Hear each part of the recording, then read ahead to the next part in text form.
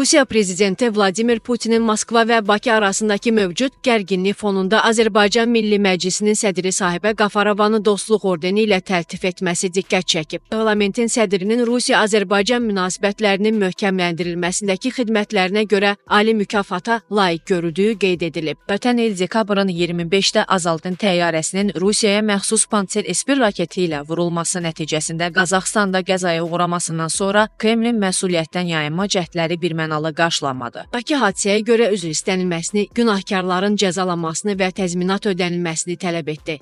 Rusiya prezidenti daha sonra Azərbaycan prezidenti İlham Əliyevdən üzrxahlıq etsə də başqa iki şərtin icrası ilə bağlı hər hansı addım atılmadı. Bir neçə gün əvvəl Rusiyanın Alfa Sorta şirkətinin qəzaya görə sığorta kompensasiyasını tam ödədiyi açıqlandı. Məhz bundan sonra Azərbaycan Milli Məclisinin sədrinin təltif edilməsi Moskvanın Bakı ilə gərginliyi aradan qaldırma təşəbbüsü kimi qiymətləndirilir. Bütün qeyd edilən təşəbbüslər Bakının tələblərinə nə dərəcədə cavab verir?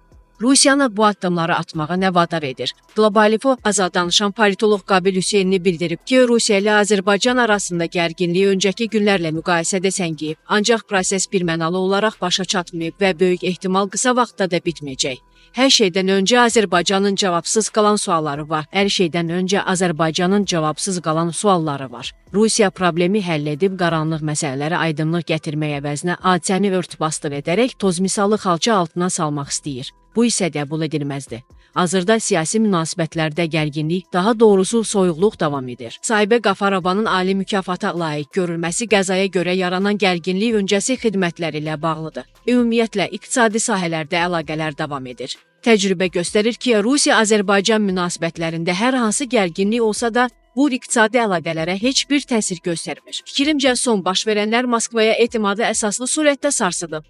Bu etimad isə qısa vaxtda bərpa edilə bilməz. Rusiya Bakının təyyarə qəzası ilə bağlı tələblərini yerinə yetirməlidir.